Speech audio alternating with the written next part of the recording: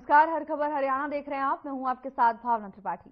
हरियाणा के मुख्यमंत्री नायब सिंह सैनी ने प्रेस कॉन्फ्रेंस को संबोधित किया। इस दौरान उन्होंने कहा कि हरियाणा में लगातार विकास की गति तेज हो रही है और लोगों तक वो सुविधाएं पहुंचे, उसको लेकर सरकार तेजी से काम कर रही है।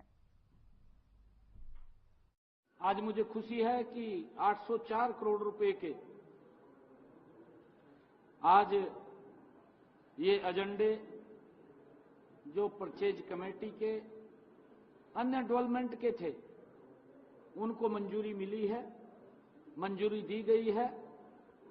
और जो हमने बीडर्स के साथ नेगोशिएशन किया है, उस नेगोशिएशन के अंदर भी 30 करोड़ रुपया प्रदेश सरकार का बचा है। हरियाणा में लगातार विकास की गति तेज हो, लोगों तक वो सुविधाएं पहुंचे, उसको लेकर के हमारी सरकार गति से काम कर रही है। आज के भी जो ये 408 करोड़ रुपए के 804 करोड़ रुपए के विकास कार्य और डेवलपमेंट के कार्यों के एजेंडे को मंजूरी मिली है, इससे हरियाणा प्रदेश के लोगों को बड़ा लाभ होगा। हरियाणा के यमुनानगर पहुंचे मुख्यमंत्री नायब सैनी, जहां उन्होंने मीडिया सचिव प्रवीण अत्रे का विभिन्न ब्राह्मण संगठनों ने जोरदार स्वागत किया। इस अवसर पर उन्होंने कहा कि हरियाणा की बीजेपी सरकार समाज के सभी वर्गों का विकास कर रही है। पूर्व मुख्यमंत्री मनोहर लाल ने जिन योजनाओं को शुरू किया था, उसे लगातार मुख्यमंत्री नायब सैनी आगे बढ़ा रहे हैं। उन्होंने कहा कि हरियाणा एक हरियाणवी एक की तर्ज पर चलते हुए समाज के सभी वर्गों का बराबर विकास किया जा रहा है।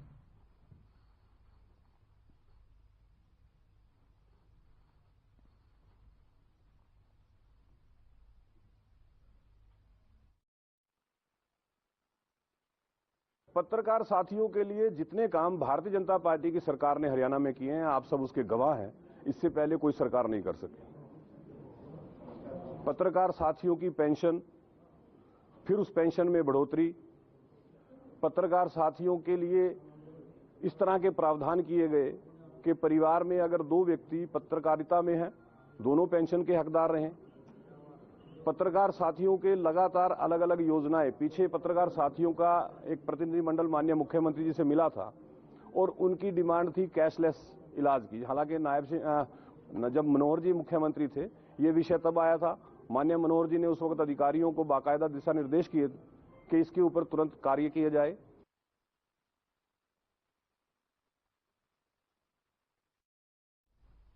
राज्यसभा सदस्य किरण चौधरी भिवानी पहुंची, जहां उन्होंने अपने आवास पर लोगों की समस्याएं सुनी। साथ ही उन्होंने संबंधित विभाग के अधिकारियों को तुरंत समाधान करने के निर्देश भी दिए। आपको बता दें कि करीब 10 दिन के अंतराल पर राज्यसभा सांसद किरण चौधरी बुधवार को अपने आवास पर पहुंची और लोगों की समस्याओं से रूबरू हुई। तो वहीं मौके पर ही संबंधित विभाग के अधिकारियों को समस्या के समाधान के आदेश भी दिए। इस दौरान उन्होंने कांग्रेस और आम आदमी पार्टी पर जमकर निशाना साधा। क्या कुछ कहा, आइए आपको सुनाते हैं।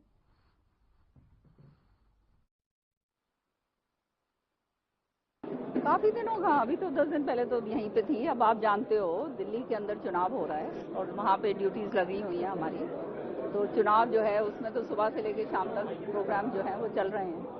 यहाँ पे जो है जन समस्याओं के लिए मैं आती हूँ, आप देख ही रहे हो, 2,500 हजार आदमी एक टाइम आता है, 6 घंटे लगते हैं मुझे। तो सारों को जो है मान सम्मान के साथ जो है बिठा कर उनके पर्चे लेती हूँ और जो काम जो होने वाले काम है वो हम करवाते हैं।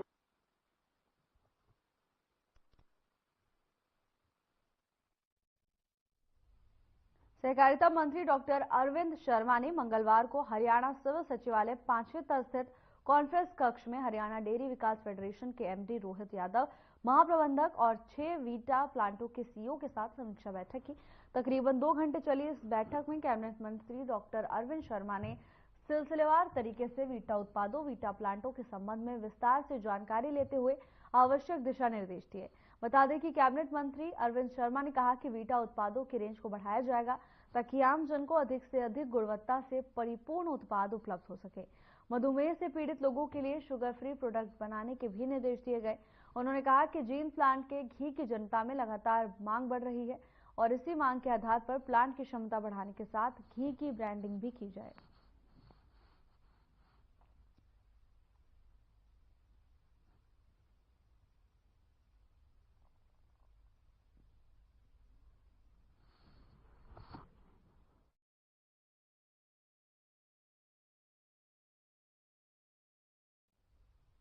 हरियाणा के परिवहन मंत्री अनिल विज ने जयपुर में ऊर्जा मंत्रियों की बैठक में शिरकत की।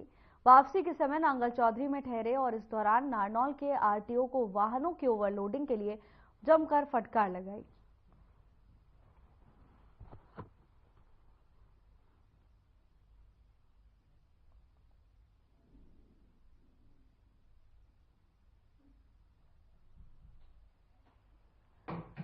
परिवहन मंत्री अनिल विज ने शिकायत मिलने पर कड़ा रुख इख्तियार किया है। बता दें कि ठहराव के दौरान उन्हें शिकायत मिली थी कि यहां से वाहन ओवरलोड होकर गुजरते हैं, जिस पर अनिल विज ने आरटीओ को फोन किया और आरटीओ अधिकारियों को जोरदार फटकार लगाई।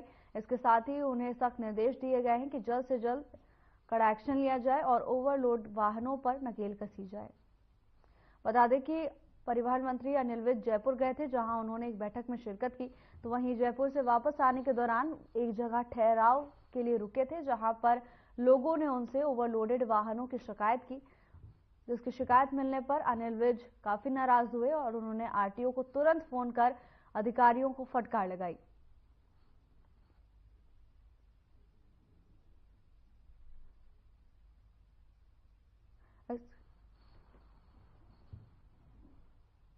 दिल्ली में गणतंत्र दिवस की परेड की रिहर्सल के लिए दिल्ली में भारी वाहनों के प्रवेश पर रोक लगा दी है।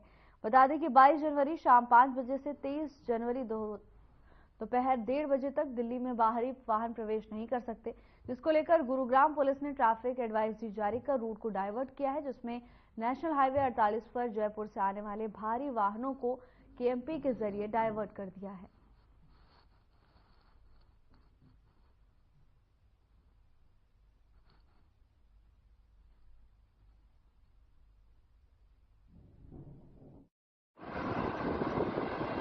भारतवर्ष में 26 जनवरी गणतंत्र दिवस को बड़ी धूमधाम से मनाया जाता है। इस संबंध में दिल्ली में भी प्रोग्राम रहेगा, जिसके कारण भारी वाहनों का दिल्ली में प्रवेश वर्जित रहेगा। इसकी रिहर्सल दिनांक 22 जनवरी शाम 5 बजे से लेकर 23 जनवरी दोपहर 1 बजे तक और इसी तरह 25 जनवरी शाम 5 बजे से लेकर 26 जनवरी दोपहर 1 बजे तक दिल्ली क्षेत्र में भारी वाहनों के प्रवेश पर प्रतिबंध रहेगा।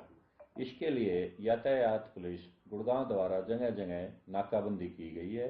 इसके अलावा जरूरी सामान वाली वस्तुएं जैसे दूध, फल, सब्जी, दवाइयां, गैस, एम्बुलेंस, फायर ब्रिगेड आदि वाहनों और एयरपोर्ट पर जाने वाले छोटे वाहन यात्री वाहनों के आवागमन पर इस दौरान छूट रहेगी।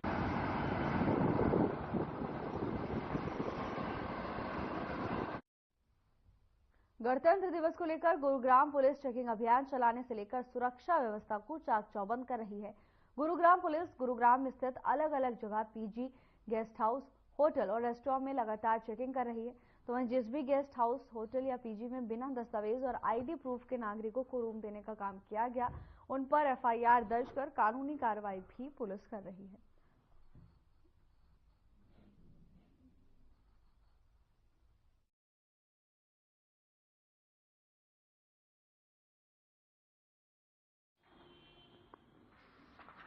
ये आगामी 26 जनवरी को देखते हुए गुरुग्राम पुलिस सुरक्षा को देखते हुए पूरी तरह से चाक चौबंद व्यवस्था की गई है। तो इसी के दौरान जो लोकल पुलिस स्टेशन है उनको पुलिस आयुक्त गुरुग्राम श्री विकास अरोड़ा के द्वारा निर्देश दिए गए थे कि उनके एरिया में जो भी पीजी, गेस्ट हाउस, होटल्स जो या कोई अन्य स्थान है जहां पर बाहर से व्यक्ति आते हैं और रुकते हैं, तो उनको चेक करने के लिए स्पेशली दिशा निर्देश दिए गए थे। तो गुरुग्राम पुलिस के द्वारा ये नियमित रूप से चेकिंग की जा रही है। जो अभी तक ये जो पखवाड़ा चलाया गया है 26 जनवरी को देखते हुए, इस दौरान करीब 19 अलग अलग एफआईआर गुरुग्राम पुलिस के द्वारा रजिस्टर की गई हैं, जिसमें अलग अलग होटल्स और पीजी हैं, जिनके द्वारा लोगों को बिना पुलिस को सूचना दिए या बिना किराएदार का सत्यापन किए लोगों को रखना पाया गया है।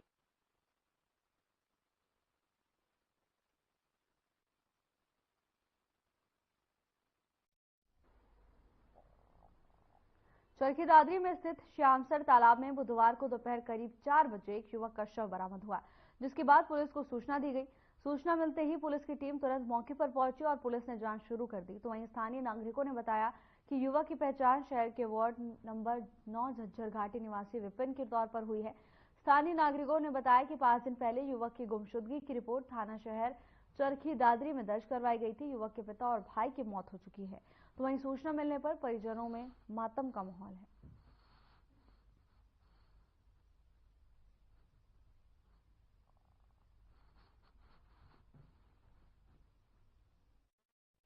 सूचना मिली थी कि भाई यहाँ तालाब में एक डेड बॉडी मिली है रामलीला ग्राउंड के पास। तो इस पर मौके पर पुलिस पहुंची है और एफएसएल टीम को भी बुलाया गया है, जिसकी पहचान जतिन विपिन सनोप अनिल के रूप में हुई है और इस पर आगामी जो कार्रवाई है उसको अमल में लाई जाएगी। ये जो लड़का है जो अभी ये मिला है शव शामसर तालाब में, इसका नाम विपिन है और इसके पिता का नाम है अनिल कुमार।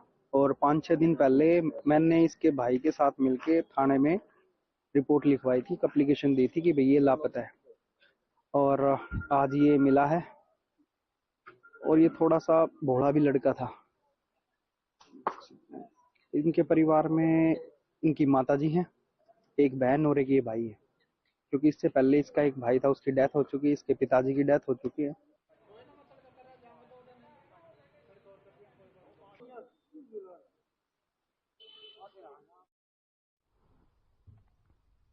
भगवान श्री राम की मूर्ति की प्राण प्रतिष्ठा की वर्षगांठ कार्यक्रम में पहुंचे केंद्रीय राज्य मंत्री कृष्णपाल गुर्जर और यहां उन्होंने दिल्ली के पूर्व मुख्यमंत्री अरविंद केजरीवाल को बहानेबाज बताया। उन्होंने कहा कि दिल्ली की जनता ने मन बना लिया है कि बहानेबाजी करने वाले अरविंद केजरीवाल को हटाकर भारतीय जनता पार्टी सरकार बनाएगी। कृष्णपाल गुर्जर ने कहा कि फरीदाबाद के विकास के लिए बीजेपी की सरकार फैसला ले रही है और आने वाले दिनों में 250 करोड़ रुपए की लागत से पूरे फरीदाबाद की बिजली की केबल एक अंडरग्राउंड की जाएगी। इसके अलावा फरीदाबाद नोएडा गाजियाबाद हाईवे को भी मंजूरी मिल चुकी है।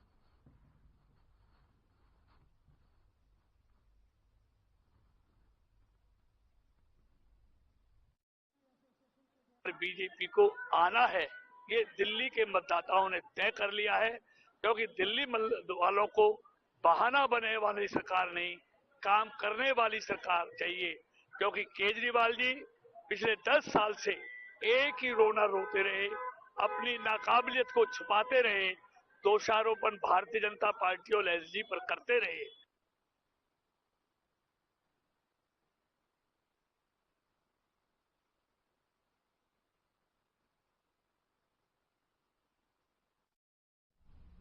महेंद्रगढ़ शहर में पिछले काफी दिनों से विकास नहीं हुआ, लेकिन पहले लोकसभा फिर विधानसभा चुनाव की आचार संहिता के चलते टेंडर प्रक्रिया रुकी हुई थी और इसी को लेकर नगरपालिका का पूरा हाउस धरने पर बैठा था। बता दें कि शहर वासियों को शहर के विकास के लिए टेंडर प्रक्रिया शुरू करने की बात कहकर प्रशासन अपना पल्ला झाड़ लेता है। आम लोगों का कहना है कि शहर में सड़कों की हालत खराब है, उन्हें रोड कहने में भी शर्म आती है। उन्होंने कहा कि महेंद्रगढ़ शहर में सड़कों की हालत बहुत ही ज्यादा बुरी है, सारी सड़कें जर्जर अवस्था में नजर आती हैं। उन्होंने कहा कि सड़कों में गड्ढे नहीं हैं, बल्कि गड्ढों में सड़क दिखाई देती है।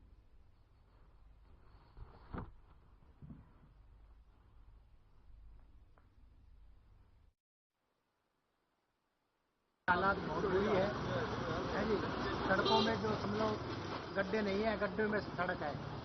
शहर जो है ना सड़कों के मामले में जीरो है, कोई भी कार्य नहीं हुआ। 10 साल हो गए बीजेपी सरकार को। हरियाणा के अंदर सड़कों के मामले में बिल्कुल फैल है। शहर के अंदर कहीं भी किसी भी रोड पे चले जाओ, गली पे चले जाओ, मेन रोड पे जाओ, 11-8 बाजार का तो इतना बुरा हाल है कि पूछे मत। पैदल नहीं चल सकता आदमी, व्हीकल लेके तो कहाँ चलेगा। नगर पालिका प्रशासन क्या कार्य? नगर पालिका प्रशासन कुछ नहीं करता। देखिए शहर की सड़कों के लिए मैं आपको बताना चाहूँगा, लगभग जो शहर की विभिन्न सड़कें लगभग 40 की लगभग सड़कों का टेंडर हो चुका है। कुछ पे काम शुरू हो चुका है, कुछ पे काम जल्दी शुरू करवा दिया जाएगा। और हर 11-8 बाजार की फाइल जो हमारा मेन बाजार है और उसके ऊपर भी अभी कार्रवाई जारी है। उसका वो भी क्या रहा अपना जो लास्ट जो पॉइंट होता है उसका मानेसर के पास वो फाइल गई हुई है। जल्दी वहाँ फाइल निकलते ही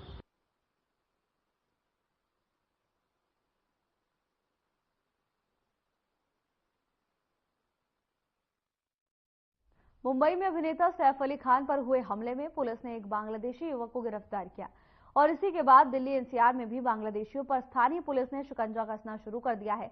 लगातार आपराधिक मामलों में बांग्लादेशियों की संलिप्तता के बाद गृह मंत्रालय और स्थानीय पुलिस ने अब बांग्लादेशियों की धरपकड़ का कार्य तेजी से शुरू कर दिया है। बता दें कि तमाम संदिग्ध इलाकों में जाकर स्थानीय पुलिस बांग्लादेशियों की पहचान करने में जुटी हुई है। सभी प्रवासी और स्थानीय लोगों के दस्तावेजों की जांच पुलिस की ओर से की जा रही है।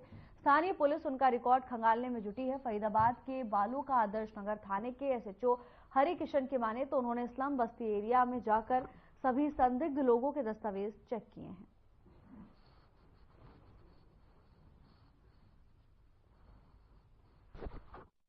से तो हमें परमिशन लेके नहीं, हम तो वहाँ पे जो जहाँ गया है वहाँ जाम बचा के आए हैं। हम यहाँ पे कोई परमिशन लेने की इतना टाइम नहीं मिला, क्योंकि हमारा देश में ऐसा नहीं है कोई परमिशन लेके कहाँ जाए, ऐसा नहीं है। वहाँ पे लड़ाई हुआ था, हम जहाँ पे भाग के आ सकता है वहाँ आ गया था। ज़्यादातर तो सेक्टर 61 में कुछ जो भी झोपड़ी हैं वहाँ गैरेज चेक कर रहे हैं और इधर और होटल वगैरह जो भी बने हैं हमारे शहर में होटलों में भी गैरेज चेक कर रहे हैं। ये मम्मी की है, ये छोटा भाई की है मेरी, और ये छोटा बहन की है। जिन पे कार्ड हैं तो ठीक है, उनको तो इजाजत है, लेकिन जिन पे कार्ड नहीं है।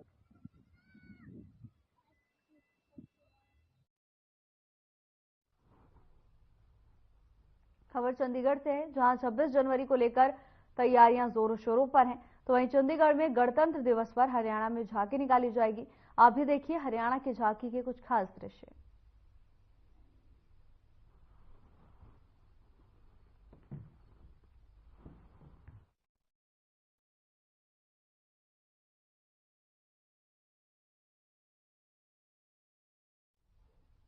चरखी दादरी पुलिस ने अंतर्राष्ट्रीय खिलाड़ी मनु भाकर के मामा और नानी की सड़क हादसे में मौत होने के मामले में कार्रवाई करते हुए कार चालक को गिरफ्तार करने में सफलता हासिल की है।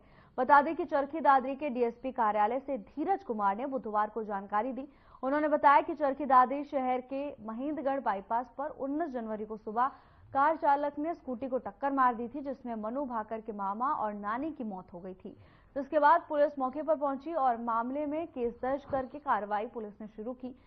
एसपी ने एसआईटी का गठन किया, जिसके बाद कार चालक को गिरफ्तार कर लिया गया है।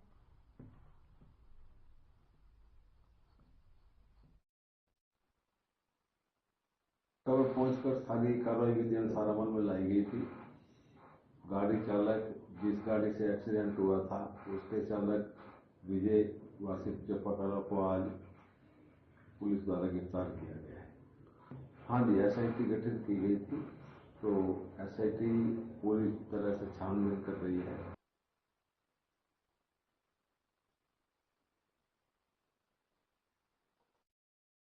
हरियाणा में राजस्व विभाग के पटवारियों पर लगे रिश्वत के आरोप अभी शांत नहीं हुए थे कि भिवानी में नगर योजनाकार विभाग के पटवारी को एसीबी हिसार की टीम ने 30,000 रुपए की रिश्वत लेते हुए रंगे हाथों गिरफ्तार किया। टीम को सूचना मिली थी कि पटवारी जमीन के एनओसी देने के नाम पर रिश्वत मांग रहा है। बता दें कि गांव तिगड़ाना निवासी कपिल ने अपनी जमीन बेची थी। जमीन शहर के नजदीक थी तो नगर योजनाकार विभाग से जमीन की एनओसी लेनी थी। आरोप है कि पटवारी ने एनओसी देने के लिए उससे 70,000 रुपए की रिश्वत की मांग की।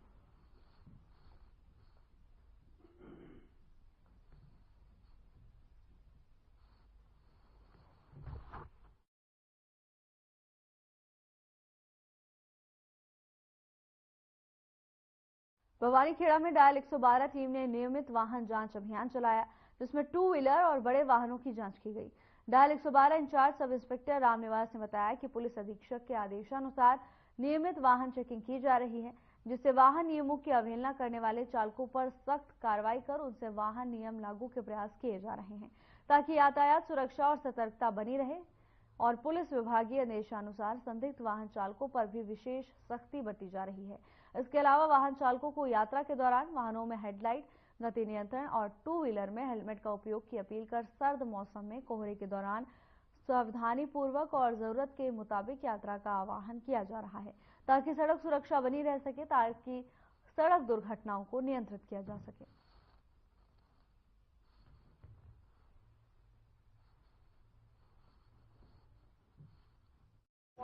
माननीय पुलिस अधीक्षक के आदेशानुसार हम यहाँ व्हीकल चेकिंग कर रहे हैं और जिसका भी हमें शक होता है उससे गहनता से पूछताछ करते हैं और यातायात के बारे में बताते हैं कि सभी अपने कागजात साथ में रखें और अपना परिवार का ध्यान रखें।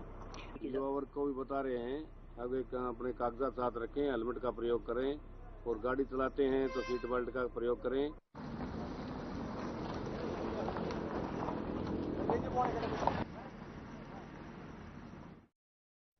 कुरुक्षेत्र में बीते दिन अज्ञात हमलावरों के द्वारा एक प्रवासी मजदूर पर इस कदर लाठी डंडों का कहर बरसा कि इलाज के लिए पीजीआई ले जाने के दौरान उनकी मौत हो गई। उक्त हमले की घटना का वीडियो वायरल हो रहा है, जिसे देखकर हर कोई दंग है। वायरल वीडियो में हमलावर रंजीत यादव पर ताबड़तोड़ वार कर रहे हैं। वो बेहोश भी हो जाते हैं, जिसके बाद भी हमलावर उस पर लाठियां बरसाते हैं। ये वीडियो वायरल भी हुआ, जिसे देखकर हर कोई दंग रह गया। तो वहीं इस मामले में सुभाष मंडी चौकी इंचार्ज मलकीत सिंह ने बताया कि मृतक कुरुक्षेत्र में मार्बल की दुकान पर काम करता था। फिलहाल पुलिस ने मामला दर्ज कर लिया है और जांच शुरू कर दी है।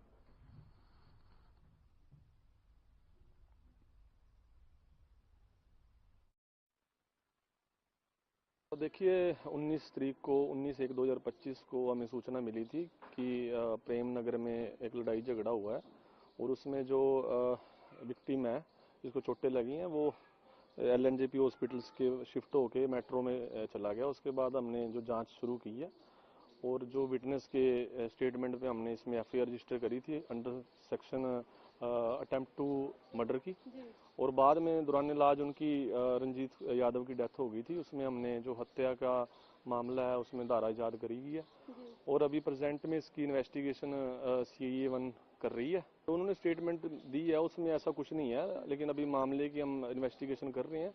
जैसे भी कोई तथ्य या कोई वजह रंजिश है या कोई दूसरा कारण है उसके बारे में पता चलेगा तो उस बता दिया जाएगा।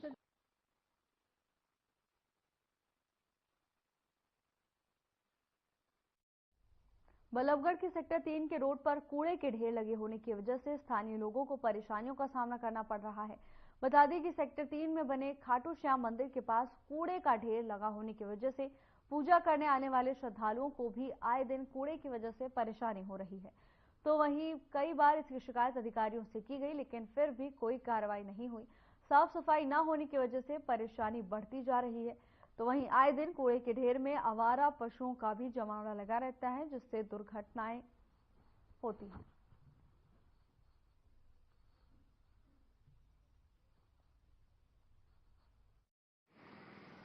मैं सी कट सेक्टर 3 खड़ा हूँ। देख रहे हैं कूड़े का ढेर लगा हुआ है यहाँ पे, कब से लगा हुआ है? काफी दिन से लगा हुआ है जी। नगर निगम ध्यान नहीं देता और सफाई कर्मचारी आज ही आए हैं यहाँ पे। 7-8 दिन से मैं देख रहा हूँ कोई नहीं आया, आज आए हैं बस। आज ही आए हैं? हाँ जी, ये कारण नहीं पता किस लिए आए हैं आज। देख रहे हैं 26 जनवरी पास में है अपना फरीदाबाद, एक तरफ स्मार्ट सिटी बताया जाता है, लेकिन लग रहा है कि स्मार्ट सिटी है फरीदाबाद? नहीं सर, ये दिखाई नहीं दे रहा। चारों तरफ कूड़े के ढेर ही ढेर लगे हुए हैं। हाँ जी, हाँ जी। गंदगी को लेकर के आपका क्या कुछ कहना है? नगर निगम सफाई नहीं कर रहा जी, गंदगी ये है, कोई कार्रवाई नहीं कर रहा, ना ही देख रहा है कि क्या हो रहा है यहाँ पे। तो कूड़ा यहाँ से कौन फेंक जाए? नगर निगम सफाई कर्मचारी फेंक? सफाई कर्मचारी नहीं फेंकते जी, पब्लिक जो आम आदमी पब्लिक आते हैं ना वो डाल के जाते हैं, पन्नी या कुछ भी डाल के जाते हैं। सी गांव में पूरी नरक हो रहा है, ना कमसक सुनती है, ना पार्षद सुनता है, ना कोई मेंबर सुनता है, ना कोई सरपंच सुनता है, कोई सुनने वाला नहीं है। सी गांव अंधेन का है। कितनी दिक्कतें होती हैं इससे? यहाँ दिक्कतें, इतनी बीमारियां फैल रही हैं, कोई कहने वाला नहीं है। ये सूरदास का गांव है, तो सूरदास हुए बैठे हैं सब, यहाँ कोई देखभाल करना। वैसे कहते हैं सूरदास संत जी का हुए है ये।